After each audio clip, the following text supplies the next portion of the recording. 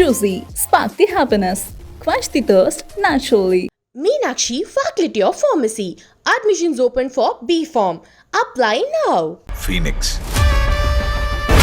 அவன் இன்னைக்கே சாவணும். என்னடா பிரச்சனை உங்களுக்கு? நாங்க ஜெயிக்கிறதா? உலகெங்கும் உள்ள பிகன் பக்தி நேயர்களுக்கு வணக்கம். நான் உங்க வித்யா கார்த்திக். ஒவ்வொரு மாதமும் எனக்குன்னு ராசி பலன்களை பார்த்து கொண்டே வருகிறோம். தமிழ் மாத பழங்கள். அந்த வகையில் இப்போ நம்ம பார்க்கக்கூடிய ராசி என்ன அப்படின்னா,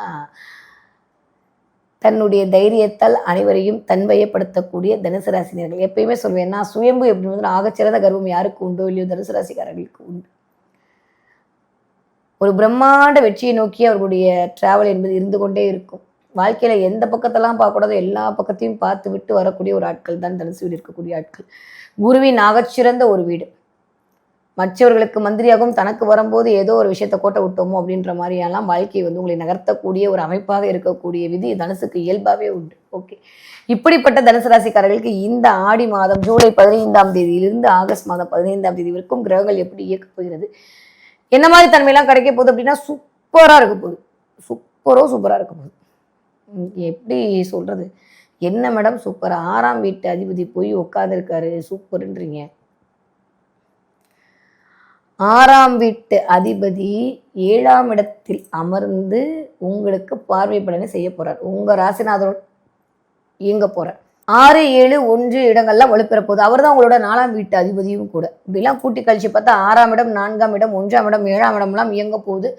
ஸோ தனுசு ராசிக்காரர்களை பொறுத்த வரைக்கும் இந்த தடவை பிரம்மாண்ட வெற்றி. நிறைய பேர் இது வரைக்கும் இல்லாமல் என் வீட்டுக்கு போகிறேன், என் வீட்டில் உட்காந்து வேலை பார்க்குறேன்ற மாதிரி நீங்கள் ஒரு இடத்துல உங்கள் ஒய்ஃப் இடத்துல இருந்தாங்கன்னா அதெல்லாம் மாறி ஒரு இணக்கமான சூழல் கிரியேட் ஆக போகுது. இல்லை என் வீட்டுக்கு போகலன்னா இப்போ உங்கள் வீட்டுக்கு 4ஆம் இடமே வீடு தாங்க. அந்த இடத்த 6ஆம் அதிபதியோடு நிரப்பப்படுவதனால் நிறையா கொஞ்சம் வீட்டுக்குள்ளே மட்டும் லைட்டாக சண்டை சச்சரவு வரதுக்கான வாய்ப்பு இருக்குது. வேறு வழி இல்லை, வழக்கம் போல் நீங்கள் சொம்பு தூக்கி தான் ஆக வேண்டும். அதனால் மாமியாருக்கும் மருமகளுக்குமான சண்டையை திருப்பதில் ரொம்ப தெளிவாக இருங்க.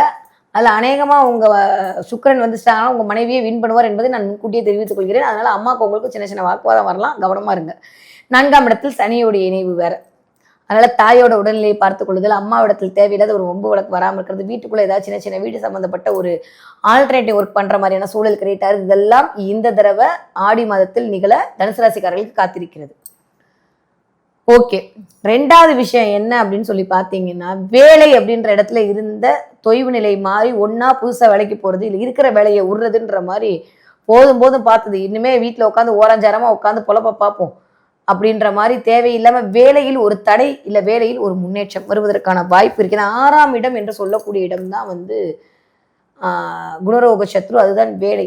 அவர் போய் ராசிநாதனோடு அமர்ந்திருக்கும் போது 6, 1ஆம் இடங்கள் இயங்கும்போது நல்ல விதமாக நம்மளுக்கு நேட்டரல் ஹாரோஸ்கோப் ஓடிச்சு அப்படின்னா பரவாயில்ல. இல்லை தேவையில்லாத வம்பு வழக்கு, எதிரி, பிரச்சனை, கடன், அசிங்கம், அவமானம் எல்லாத்தையும் நம்ம ஃபேஸ் பண்ணுற மாதிரி இருக்கும். நேற்று வரைக்கும் எனக்கு நண்பனாக இருந்தவன் இன்றைக்கி அப்படியே எதிரியாக மாறிடுவான். நேற்று வரைக்கும் என்னை பற்றி பேசாமல் இருந்தால் இன்றைக்கி நம்ம தப்பாக பேசுவான். நேற்று வரைக்கும் கோர்ட்டு கேஸ்னே இல்லை, திடீர்னு நீ கோர்ட்டு கேஸ் என்னை ஒரு வேலையை செய்ய விடாமல் அந்த இடத்துல நிப்பாட்டி வச்சிருச்சு. இல்லை நேற்று வரைக்கும் நான் ஹெல்த்தியாக நல்லா தான் இருந்தேன், திடீர்னு எனக்கு ஃபிசிக்கலாகவும் ஒரு மாதிரி அடிச்சு போட்ட மாதிரி உடம்பெல்லாம் வலிக்குது, ஒரு மாதிரி டயர்டாக இருக்குது அப்படின்ற மாதிரியான அமைப்பு.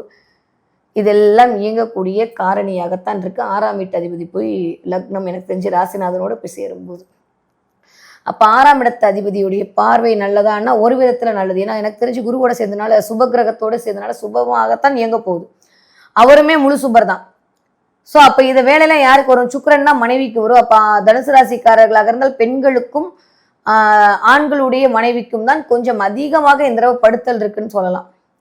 ஸோ தனுசு ராசி ஆண்களை பொறுத்த வரைக்கும் கொஞ்சம் எஸ்கேப் ஆகிட்டீங்க, ஆனால் அம்மா கிட்ட மாட்டிக்கிட்டீங்க, சரியா? அதனால் கொஞ்சம் அம்மாவுடைய உடல்நிலை பார்த்து கொள்ளுதல், வீடு வாகனம் சம்மந்தப்பட்டு ஏதாவது ஒரு கன்ஸ்ட்ரக்ஷன் கட்டுறது, இல்லை விட்டு போன இடத்தை இது பண்ணுறது, நிலம் சம்மந்தப்பட்டு ஏதாவது ஒரு பாகப்பிரிவு, நிலம் சம்மந்தப்பட்டு ஏதோ ஒரு பேச்சு, ஏதோ ஒரு இடத்த வாங்கலாமா, வீட்டை வாங்கலாமா, ஏற்கனவே இருக்கிற பூர்வீக இடத்த ஆல்ட்ரேட் பண்ணலாமா, கம்பி வேலி போடலாமா, நம்ம இடம் சம்மந்தப்பட்டு ஏதோ ஒன்று உங்களுக்கு இயங்க தயாராக இருக்கு. ஏன்னா சனி வேற வக்ரம் ஆயிருக்காரு, 12ஆம் தேதி வக்ரம் ஆயிட்டார். அப்படின்றப்போ திரும்ப அது எகைன் பூரட்டாதி நட்சத்திரத்துக்குள்ள இயங்கும்போது குருவினோட நட்சத்திரத்துக்குள்ள தான் இயங்குறாரு.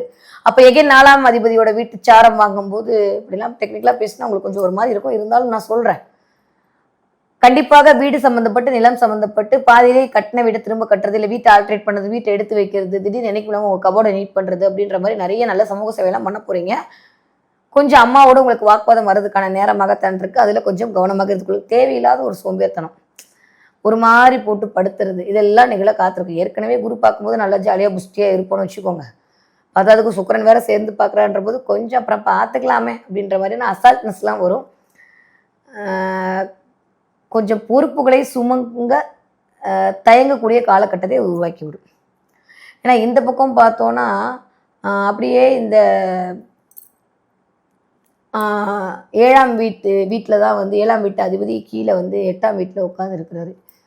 இந்த பக்கம் 6 அங்கே 7க்கு போகிறது, இந்த 7 இந்த 8க்கு வருது. இந்த காம்பினேஷன்லாம் கூட்டி கழித்து பார்க்கும்போது திரும்ப திரும்ப இந்த வம்பு வழக்கு சண்டை சச்சரவு, வார்த்தையால் சில பேரை காயப்படுத்துறது, இல்லை சில பேருடைய வார்த்தையை நம்மளே காயப்படுத்துறது, இந்த மாதிரி ஏதோ ஒரு தடவை இருக்கிறதுனால அமைதியாக ரொம்ப ரொம்ப அமைதியாக இருக்க வேண்டிய காலகட்டம் தான் தனுசு ராசிக்கு. 10க்கு 3ஆம் இடத்துல ராகு வேற சூப்பர், முயற்சியெல்லாம் பிரம்மாண்டமாக தான் பண்ணுவேன் அப்படின்னு சொல்லி அதுக்கு ஒரு திட்டு வாங்குறது எல்லாமே உண்டு இந்த தடவை. ஆனால் கம்யூனிகேஷன் ஸ்கில் இன்க்ரீஸ் ஆக போகுது. நிறைய ஹியூஜ் ஃப்ரெண்ட்ஸ் சர்க்கிளோட சுற்ற போகிறீங்க, நிறைய நட்பு வட்டம் அதிகரிக்க போகிறது. உங்களுக்கான அங்கீகாரத்தை தேடி நீங்கள் வந்து உங்களை பயணப்பட போகிறீர்கள், அதற்கான அடையாளம் உங்களுக்கு கிடைக்க போகிறது.